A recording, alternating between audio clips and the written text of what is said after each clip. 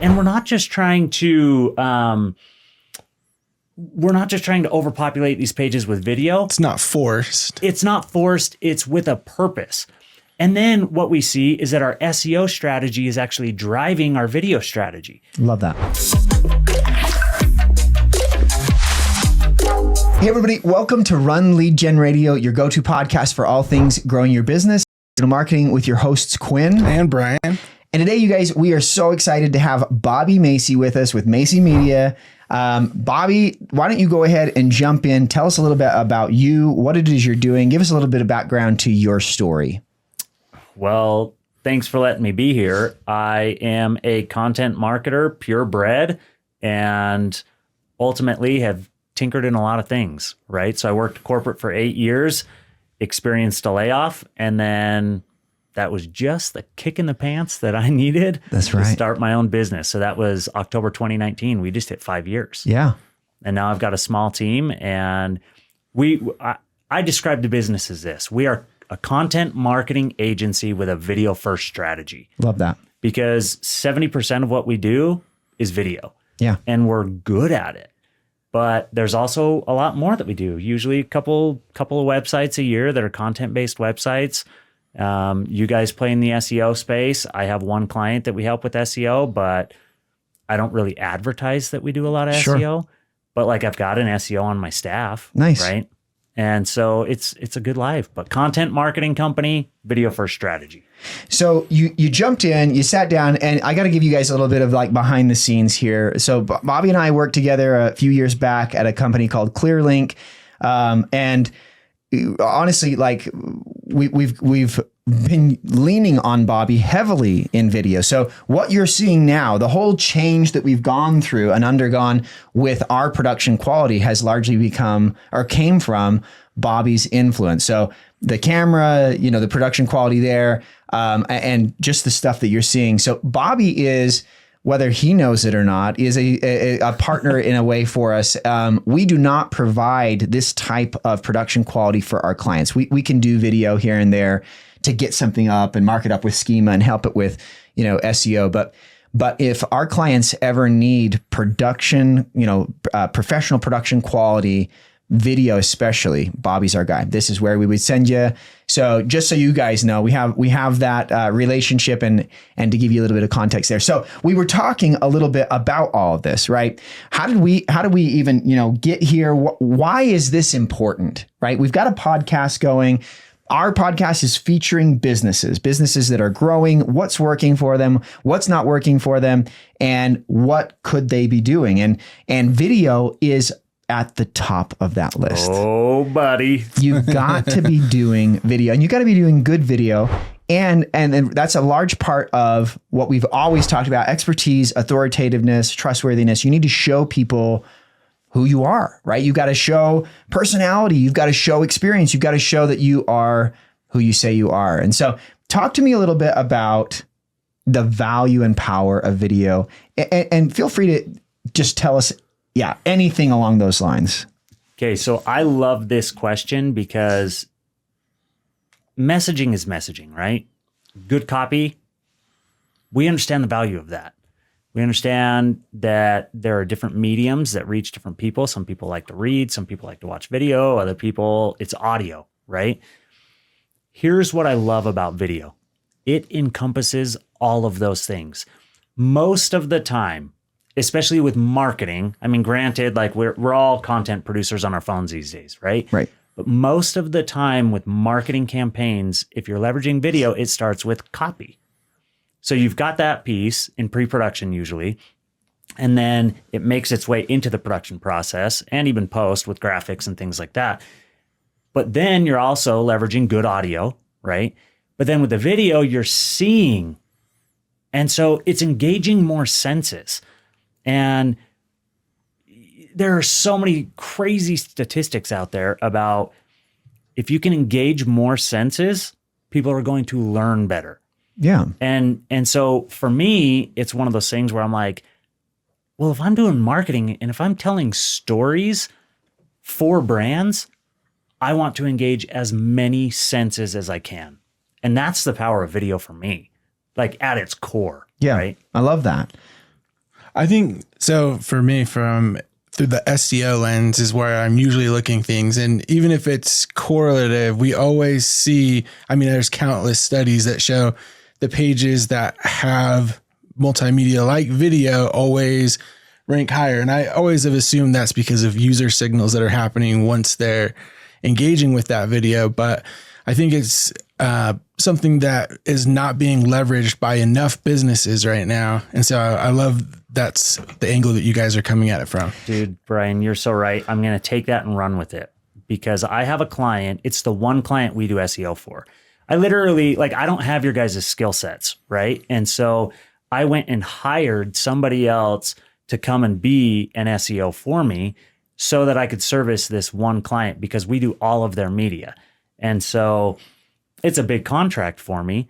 And I care deeply about them and I'm good at telling their story, but SEO was a missing component. Sure. So 18 months ago, we started on this journey, right? And they hadn't done SEO before. They had a pretty crappy website and their web core vitals were awful.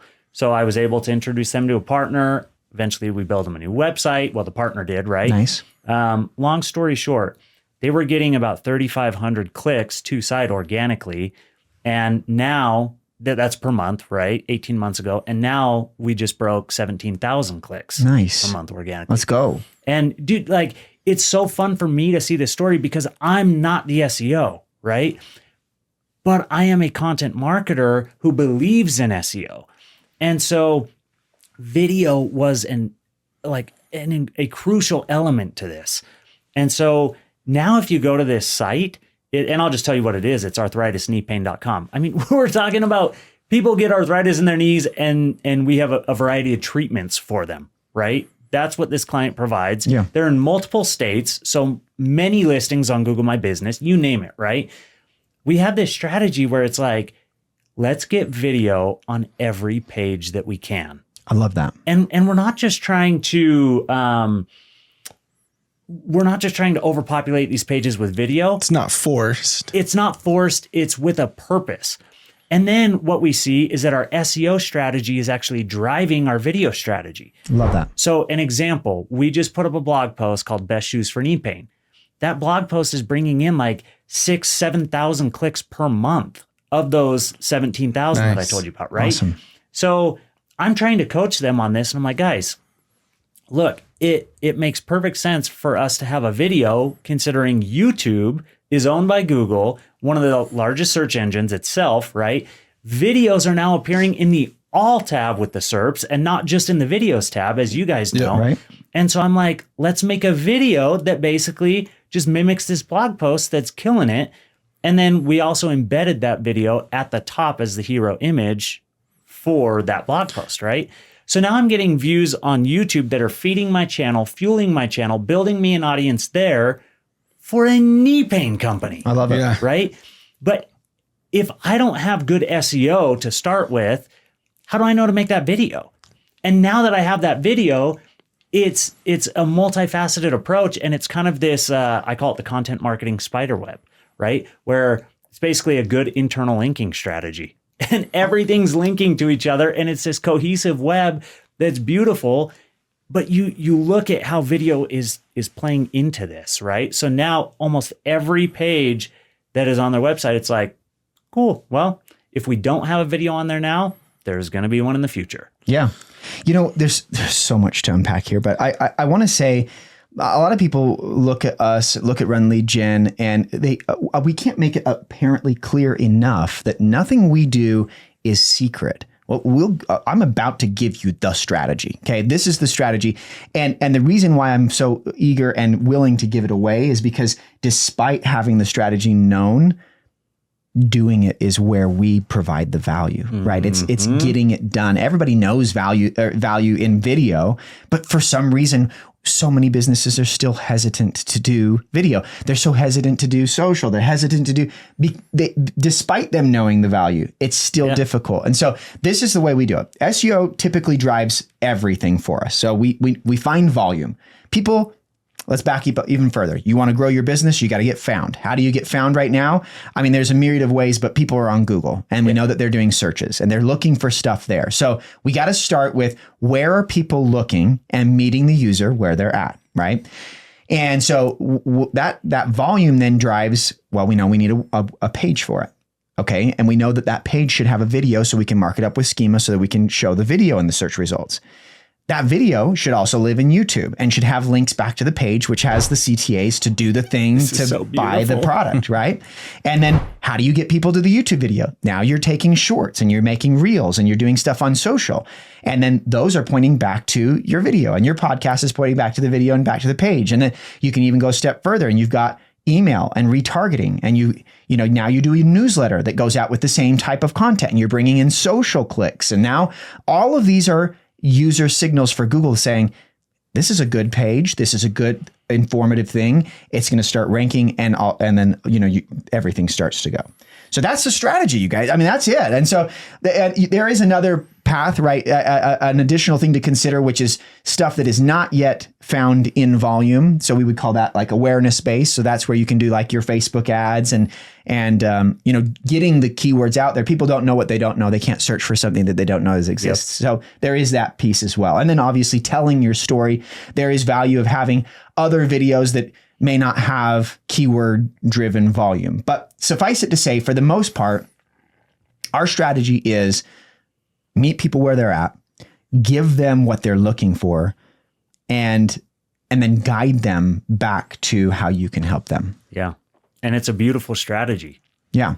And it's no wonder that you guys are doing well in business and that you're helping clients and you're driving results, because fact of the matter is, let's liken it to going to the gym. We know what we need to do. We need to cut out the sugar. We need to cut out the junk food, and we need to exercise every single day.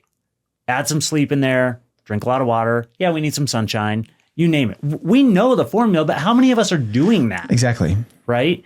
And it's a beautiful recipe you just outlined.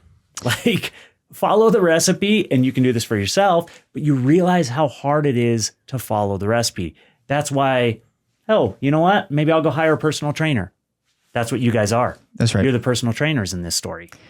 I think another channel where we're really seeing videos start to be pressed on is even on Google Ads, right? So Google Ads wants everyone running Performance Max. And one of the assets that you have to, or you really should have on Performance Max is that video.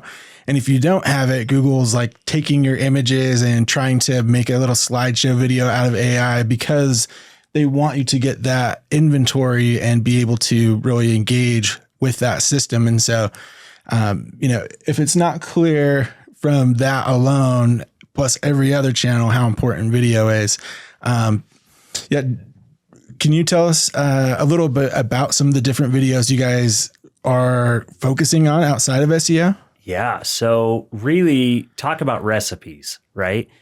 Gary Vee, he's been given the recipe for years. The recipe king, right? Yes, that's it. He is the chef, right? And it's this kind of once, publish everywhere, repurpose content. There are different names for it, right? So with my clients, I call it COPE, and create once, publish everywhere. We create long form content in batches. And then from there, we say, hey, how can we chop this up to repurpose it and get more out of it, right? And then all of a sudden, now we have a social media strategy. We've got, and we'll take the same clip, and this is where I say create once, publish everywhere. We'll take that same reel and we'll use it on TikTok, we use it on Twitter, we use it on Instagram, we use it on YouTube Shorts. The only thing that makes it tough is if it exceeds 60 seconds, X YouTube Shorts, right? Then it's posted as just a normal video on YouTube, which I don't want. I want it in the Shorts algorithm. Right. So as we repurpose things, we're strategic about that. But I just created a series of shorts for a client, and they all came from a long form video. So we had like 5 shorts. Well, they have a separate agency because I don't do the paid side. Sure. They have a separate agency that's a Google Premier partner. They run their paid YouTube, they run their paid social, all of that. And now they're using my shorts and they're running those as ads, right? So then they'll come back to me and they'll say, hey, we need it in this dimension. We need a square video. We need a vertical video. We need a horizontal video. Da da da da. And it's like, done. Great. My editors can do that all day long, right? And so it's this beautiful thing. But then, so you've got some clients that have budgets for that, right? Other clients are like, oh, I don't know. Can you just like coach us on what to film, and then we'll have an intern do it or whatever? And it's like, yes, I can. But you're going to get that quality as well. That's the quality you're going to get. So unless your intern is really leveraging like templates on TikTok or has some fun ideas, like your intern may get you views, but they're probably not going to give you marketing strategy, right? And sometimes we'll consult on that. But really, a lot of the videos that we're doing nowadays are like, let's give you a hero video on your homepage. Love that. Let's start there. Absolutely must have. By Yes. Like I just refilmed the one for my website. And I mean, granted, I do this, right? But I filmed that sucker without a script in, I don't know, maybe 15 minutes. Nice. Filmed it with a single camera, didn't even set up 2 cameras, sent it to my editor, and 3 days later it was up. And it's like, okay, my team does that. So yes, we can do that quickly. It's a quick turnaround for us. However, you come to me, I have clients that'll come to me and they'll say, hey, we need a homepage video. So then I ask them a series of questions as a content marketer, not as a videographer. Sure. Videographers don't ask these questions. Okay. But a content marketer and SEOs like you guys, you ask questions about the audience. You ask questions, you do some research on what people are searching for, what's their volume about. And then you try and put this into what I'll call the hero's journey. How it's every movie we've ever seen, right? But the client has to be the hero and Macey Media is going to be the guide, right? Obi-Wan Kenobi, they're Luke Skywalker. It's so funny that you say that because I used to study communication and I taught public speaking, and Nancy Duarte, who's like the person in public speaking, she says that your client, the business, right, is, and in this case, the audience was Luke, but she says, you're Yoda. You're the guy on the back. You're guiding the hero. Exactly. Right. That's exactly right. So Yoda's one guide. Obi-Wan's another guide. Right. But Luke is the main character. Right. And so it's some people call it the hero's journey. Other people just call it story arc, whatever it is. We see it in every stinking movie that we watch, especially Disney movies. Yeah. And it's one of those things where it's like, if we can just take that framework and we can slap that on a business, then we're going to have a good quality video. And then we're going to film it in a way that's really captivating, right? I tell my clients this all the time. I'm like, we will take a boring talking head video and we will bring it to life. I love that. And you do that in a couple ways. A, you film with good quality cameras. You make sure you have good audio. A lot of it has to do with preparing beforehand of how can you get these folks who are not necessarily video folks, because half the time it's like a CEO or a VP of marketing or somebody who's not always comfortable going on camera. You have to get them on camera. And then my team, what we're good at is making drawing something out of you. Yeah.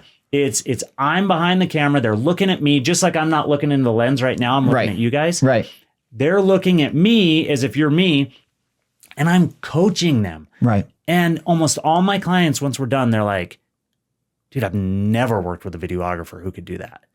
And it's not to say that I'm great. It's to say I have a different You are great. Well, thank you. But I have a different skill set than most videographers. Sure.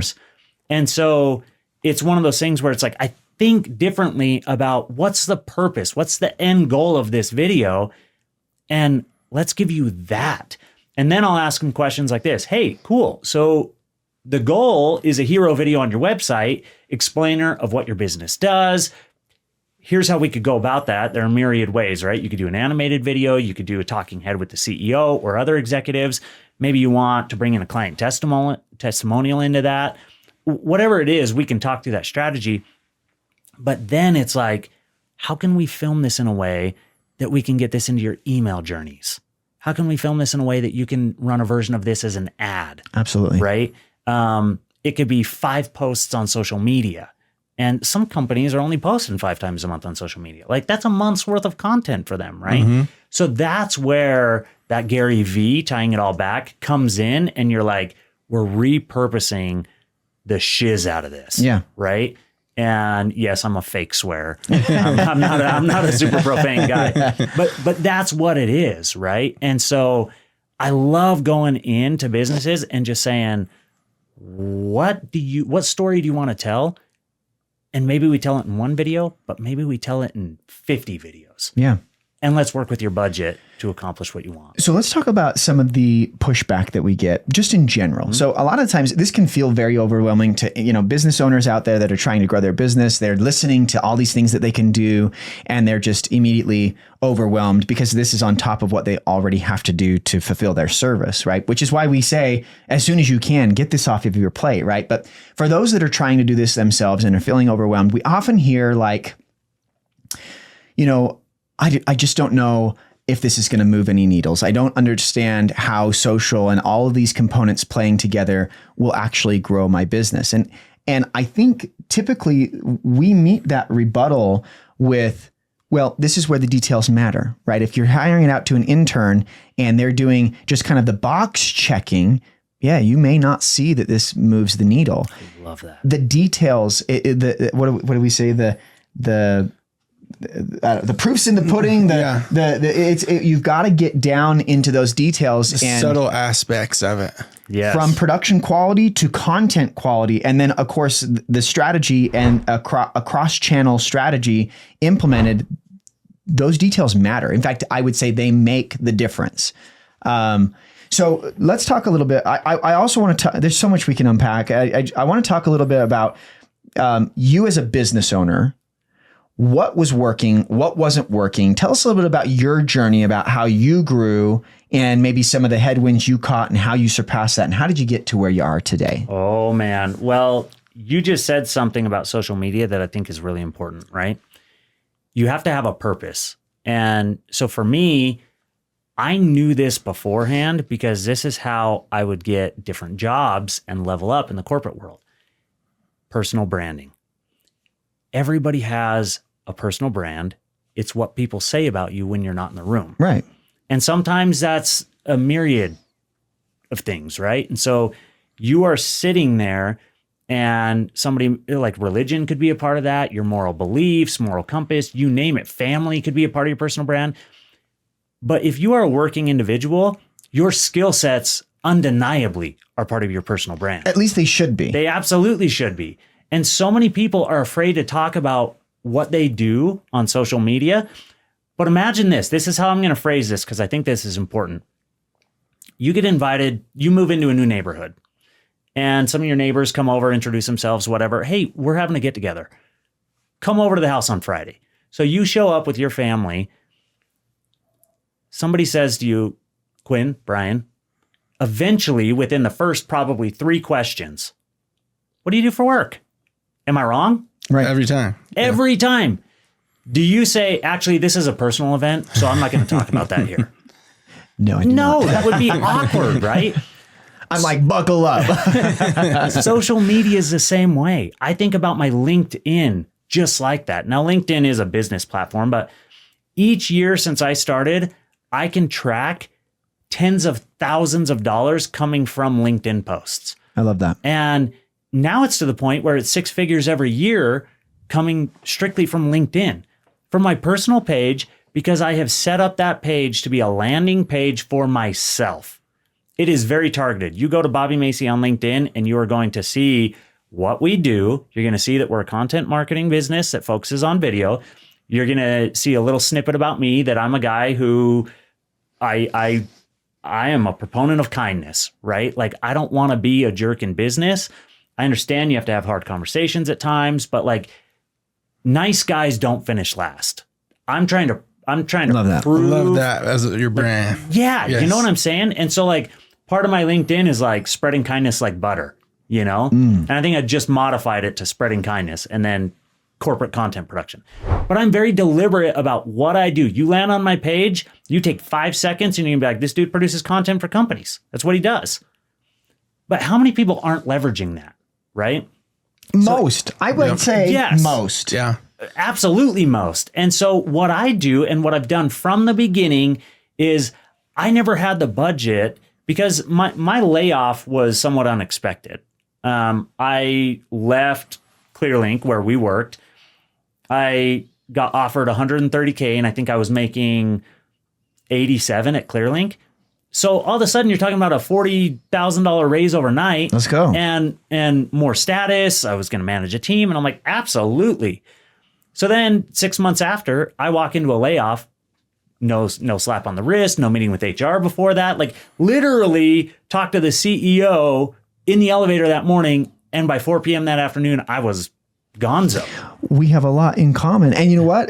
Just as a caveat, many business owners have this in common. It's curious. It is, right? And so at some point, you just can't take that anymore. And for me, I was like, I'm done. And I knew how to get clients. I had just never done it full time. I had tinkered on the side. I had freelanced.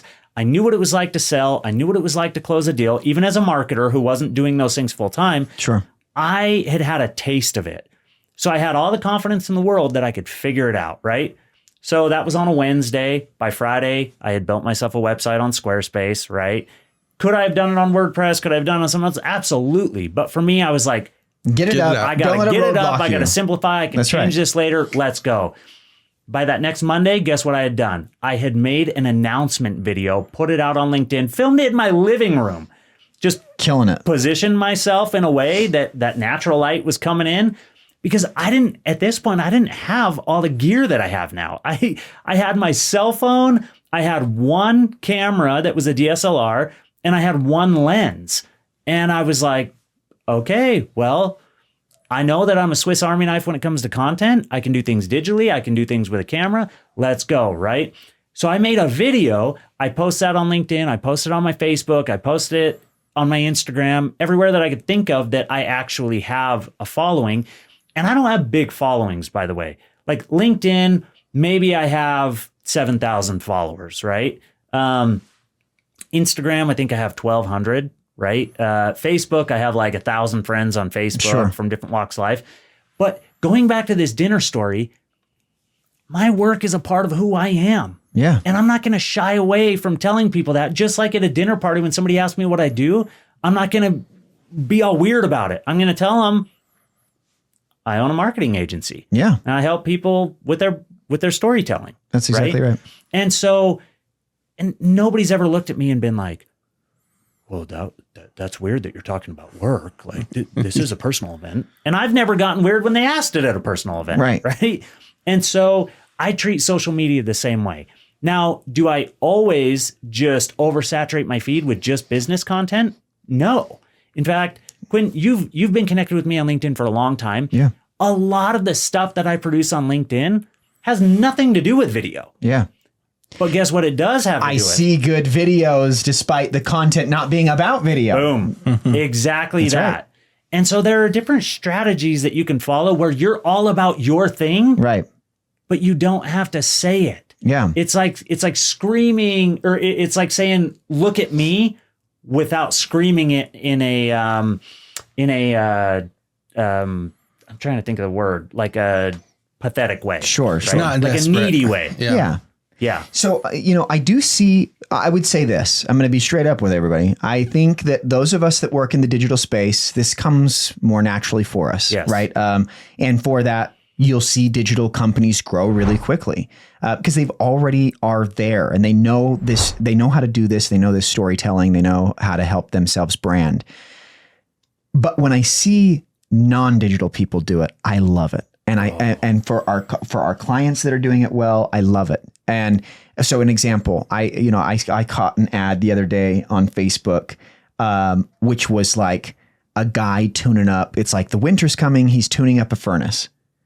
I've seen 1,000 furnace tune-up ads, but this guy wasn't really about the furnace. He's talking to us and he's walking us down to the furnace and he opens the panel and there's a cajillion things. And I'm like, oh my gosh, I have no idea. I mean, something could be wrong, right? There's so many things that could go wrong. And now my mind isn't thinking about the ad or me paying somebody for a furnace. It's literally thinking, if something happened with my furnace, I would not know what to do. And that could be an emergency. So they were very creative in telling a story, showing that they can do it. They can open this panel of the furnace. And so, it'd be the equivalent of me pulling up. And we were talking about this at the beginning, like OBS and showing these cameras. And we really ought to be showing more of the behind the scenes because, one, that's storytelling. And two, it's just showing you people have professions because they've been doing things a long time and what they're doing. And so you want to use those people doing those things, or else you're going to find yourself in the middle of winter with a panel open and saying, blah, blah, blah, blah. I don't know what those buttons do. Right. Yeah. Did I hit home hard enough on that personal branding point? I think you did. I loved because it. that is literally how I've gotten business. Like to this day, like I'm about to run my first ad next week. And that's because now I've got $25K a month in expenses without me paying myself. And I'm sitting there and I'm looking at this and I'm like, I used to dream of what it would be like to make $25K a month. Right. And now that's just expenses, right? And that's overhead. And I'm sitting there and I'm like, well, crap. Like I gotta bring in more deals. I gotta be smarter about how I do this, right? So that I can expand my business and so that ultimately I can make moves in other areas, right? And so it's one of those things where I'm like, all of that has been built off of not just LinkedIn, but it's interesting because we know people, right? It's like you guys, it's like Quinn, I've known you. If I see something from you on LinkedIn, it's going to remind me, man, I just had a conversation with somebody the other day about SEO. Now Quinn's top of mind. It's like a billboard from McDonald's. Why do they do billboards? Everybody knows who McDonald's is, right? But you're hungry at various points of the day and you're always having conversations. And sometimes that Coke and fries just looks so freaking good. And it's 3:51 in the afternoon in between lunch and dinner. And you're like, McDonald's is at the next exit. That's why they have these billboards top of mind, right? And LinkedIn is that for me. Instagram is that for me. It's almost like clockwork. If I need a new client, I can drum up 2 to 3 LinkedIn posts and I can guarantee you in the next 2 weeks, I've got new revenue coming in. I love that. And it's just one of those things. And some people will be like, well, why don't you just do that more? And why don't you do that more? I'm in an interesting spot in my business where I am still part of the fulfillment team and I'm running the show. Yeah. And so, yes, I have people working with me. We have a team of 5, a couple contractors that help with web dev stuff. So occasionally it's 7, right? But it's one of those things where there's 5 of us, either full-time or part-time, working on this every single day. But I'm still in the weeds, I've got 1 photographer on my staff, and that's me. But I've got 2 video folks. I've got an SEO. I've got, other people who are helping in diverse ways. But it's one of those things where you're like, dude, I know my personal brand is what has driven the business thus far, and it will continue to do that. Now I'm going to dive into some of these other strategies, which as marketers we know work. But you got to build up your budget so that you can invest that, right? I'm going to start with a budget of $1,000 a month on Instagram and Facebook ads. And we're going to see where it goes. Yeah, I love that. And there's a lot of nuance here for business owners, and we've talked with other agencies specifically, 6 pillars. There's acquisition, fulfillment, retention, what they all are, I cannot remember. But ultimately, we've said this before and we'll say it 1,000 times. Any business out there, you have to dance the line of spending time in fulfillment and biz development.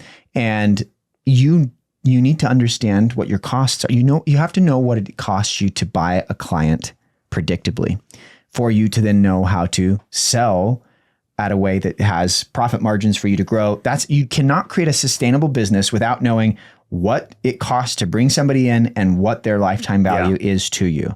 And so that's something we help businesses solve.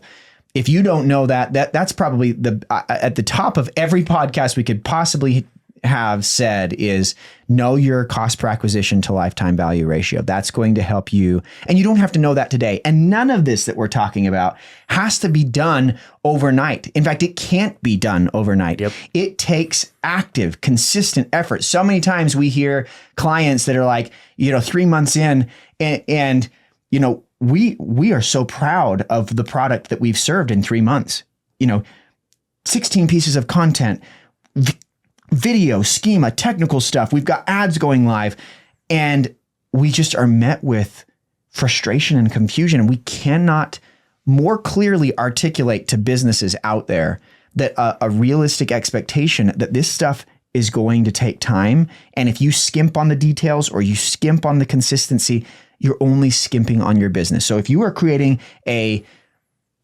predictable, long-term business, not just looking to sell in the next 2 years, right? You want to grow a business. This is stuff that you have to consider at some point. Your story, your brand. And I think a lot of times we hear like the small, maybe chiropractor or plumber, or say they don't see themselves as a business owner. Yes. They see themselves as a contractor. And so they're waiting for Thumbtack or Angie's List to be the business owner to provide them the business, and they'll just go and fulfill that business. And this is where we have to get a lot of our audience out of that comfort zone and say, no, I'm a business owner. I'm more than just the roofer or the bathroom remodeler. I'm the brand. Until there's anything more, I'm the brand. And what people say about me when I'm not in the room is ultimately what's going to help me grow my business. Yep. And where are the people?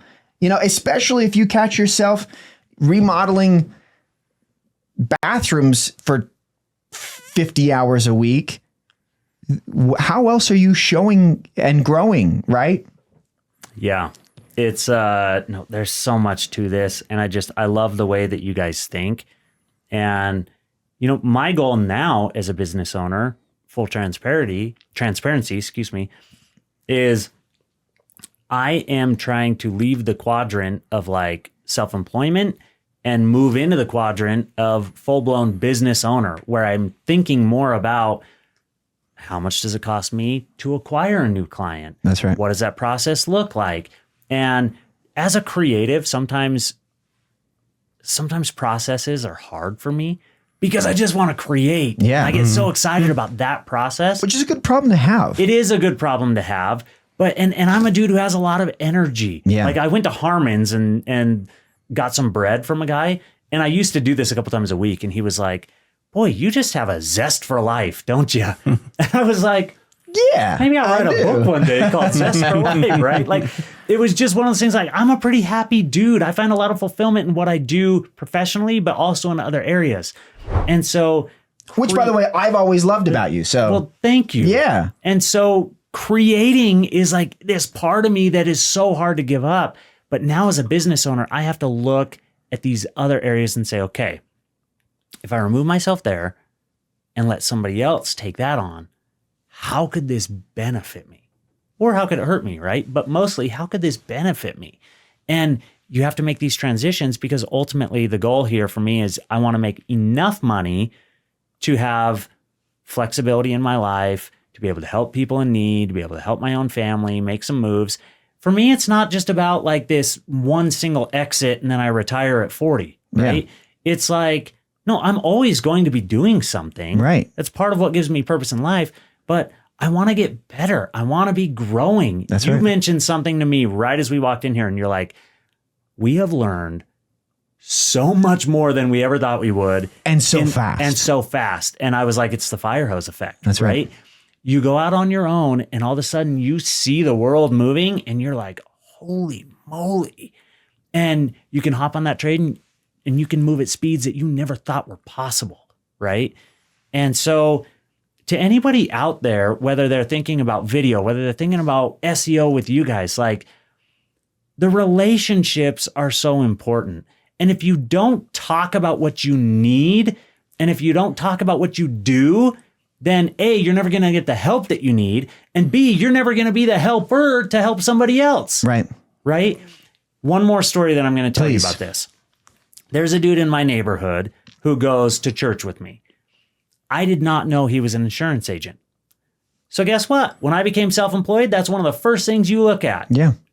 Well, I need all of it, right? And he didn't get my business because I didn't know what he did. I really like this guy, but he never told me what he did. Yeah. And admittedly, like most of the time when I see him, it's in a church building. So I didn't really ask him. Right. But I'd known the guy for multiple years. So then I go and I join a BNI group, if you guys know what that is. We do. Yep. There's a gal in there who does insurance. She got my business like that. That's right. And I don't know her from Adam. Sure. You know what I'm saying? Now I do. I like her. Right. She's a great woman. But guess what? I know this dude. His name's Brad. You know how many leads I've sent him in the past few years? The other day, he's one of my clients as well. We built him a website. He came up to me the other day and he was like, Bobby, I'm a little embarrassed, dude. You send me so many leads. And he's like, I've never sent one back. Yeah. And I don't know how to pitch you. And I was like, Brad, I'm not in it for that, dude. I'm sending people to you because A, I know you'll take care of them, and because they have a need that I know you can fulfill. He's not giving me a commission. I'm not worried about that with him. We haven't talked about that. I'm sending them to him because that need, right? But think of what could have happened. He could have had my business early on, and I haven't switched to him to do it because this other gal, she already got my business. Yeah. And now there's a path of resistance there. Right. Me explaining to her, hey, I've got a better friend that does this. Right, da, da, da, right. da. And it's not that I'm opposed to doing that. It's just that she hasn't lost my business. She's Sure. been great. Sure. But I did sign up with him to get business insurance Right. and things like that. And now I send all these people his way. But I'm like, dude, imagine what that could be for all of us if we were just a little bit more open about what we actually do. That's right. And we talked about it in a normal way, because also nobody likes the person who only talks about themselves, right? The me monster. Yeah. Right. Right. I think that's like a Brian Regan skit, the me monster. But it's like nobody wants to be around that person. So it's finding this balance. It's tough. It's a hard muscle to flex initially. So, and Quinn has really spurred me in this department because I very rarely would post on any social media, and getting in front of the camera the first time for me was, I was a little bit uptight, and I still am starting to relax and not be so nervous to go on camera or say something has happened over time. But I'm one of those stories that I wish I would have taken that medicine earlier, and I'm just going down that path, where Quinn has been a good spur for me to do that. But it definitely is a muscle that you have to flex and use to let people know. Absolutely. And one thing's for certain, we've said this 1,000 times as well. It's like a tree. You want to have done it 20 years ago. So when's the best time to do it? Is now. You just got to start as soon as you possibly can. I think a lot of people will push back and say, well, it doesn't cost me anything to get a client. And I think the reality is that we know that it does. It just may not cost you dollars in the traditional sense. I would still say that most businesses have a client acquisition cost that is a dollar amount, but if it's not dollar, it's time, and that equates to dollars as well. So know your acquisition cost, and then know the lifetime value of the client, so that you can make sure that you have a sustainable business. We're going to round it out here. We could talk all day, and maybe we will have to have you come back as well. But help us remember you. Tell us something unique. Tell us how we can find you. Give us some details. Yeah. Okay. Well, it's really hard to find me. It's my name is Bobby Macey, and the company's named after me. There you Macey go. Media, MaceyMedia.com. I am on pretty much every social media platform. If you just type in Bobby Macey, and I'm a friendly guy. So DM me, reach out, like comment. I'll comment back. We'll follow each other. We'll chit chat. And follow him, because he's got some great content. Not only for his business, but you just went on like a sweet trip and took some fantastic pictures. I mean, great stuff. Well, thank you. And I just speak to what I know, right? Because there are camera nerds out there. And one of my biggest problems on that trip was, what gear am I going to take? Yeah. Because I didn't bring anything with wheels. It was all... Because you're bushwhacking it through the... Yeah. But it was like, I packed a drone in there. I packed a DSLR in there with a single lens. I packed a tripod in there. Like, I was very calculated about what I brought and how I was going to produce content. And there's a story in everything, right? And so I just try and speak to what I know, and it resonates with some people, and it probably drives other people nuts. But as do we all, right? Yes. But I've kind of gotten beyond that point of of caring. Like, yes, there's a people pleaser inside me that wants you to have a good experience with me. Sure. But at the same time, I have a conversation in my head every day that's like, that may not happen. Yeah. Maybe I just don't jive with that person. Maybe they don't jive with me, but I'm still going to treat them with respect, kindness. We don't have to be best friends, but hey, you know, I'm putting my content out even if they don't like it. That's right. I love that. So, well, we are so grateful you came on here with us today. For all of you that are, you know, tuning in and catching on, this podcast is all about just this. It's businesses that are growing. We want to grow this community. We want more businesses to be listening in, to open up the conversation about what's working for them, what's not working for them, answer questions that people have. I remember when we were trying to up our production quality, I looked at 1,000 YouTube videos and I'm saying, what camera are they using? Are they using OBS, the Rodecaster? There's so many components. And I reach out to Bobby and I'm like, Bobby, I know you know stuff. Tell me. And, you know, he gets us in front of the right camera and the right lens. And that's important. So we want that type of camaraderie on this channel and in this community. If you have questions, if you want to know more about what we're talking about, let's start having those conversations. And of course, share out with all of your business owning friends and marketers, as this is a resource. We're giving away strategies. We're giving away tips and tricks and things that are working. We're talking about the cutting edge of what's working for businesses to grow. This is RunLeadGen Radio with your hosts, Quinn And Brian. and we'll help you scale to success.